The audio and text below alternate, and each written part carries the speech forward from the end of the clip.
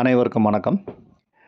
இன்றைக்கி வீடியோ மனதில் இருக்குள்ள வலியை உடலின் வழியாக ஃபீல் பண்ண முடியுமா?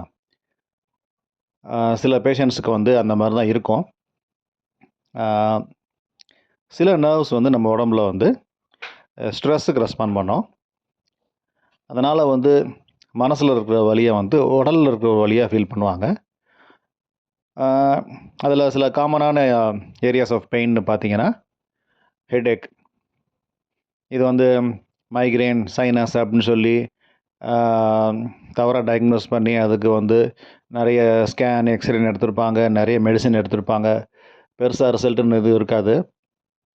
வருஷக்கணக்காக ட்ரீட்மெண்ட் எடுத்தாலும் எந்த ஒரு பெர்மனன்ட் ரெமடியும் இருக்காது. டெம்ப்ரவரியாக பெயின் குறையும், அப்புறம் திரும்பியும் வந்துடும். ஸோ அந்த மாதிரி நிறைய இருக்காங்க.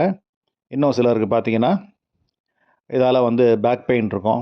அந்த பெயின் இடுப்பில் இருந்து ஆரம்பித்து காலுக்கு போகும். சுண்டி இழுக்கிற மாதிரி இருக்குன்னு சொல்லுவாங்க. நரம்பு பிடிச்சி இழுக்கிற மாதிரி இருக்குன்னு சொல்லுவாங்க.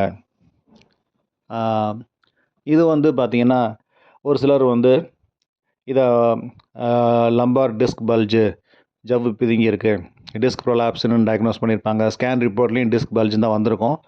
அதை நம்பி சர்ஜரியும் பண்ணிடுவாங்க. செஞ்சதுக்கப்புறம் பார்த்தா எந்த இம்ப்ரூவ்மெண்ட் இருக்காது. திரும்ப பழைய வலி அதே மாதிரி கண்டினியூ ஆகும். இப்போது இந்த மாதிரி பேஷண்ட்ஸுக்கு இஸ்கிமிக் கம்ப்ரெஷன் டெக்னிக்னு ஒரு ட்ரீட்மெண்ட் டெக்னிக் இருக்குது. அதேமாதிரி ஃபேஷியல் டிஸ்டார்ஷன் மாடல்னு ஒரு ட்ரீட்மெண்ட் இருக்குது.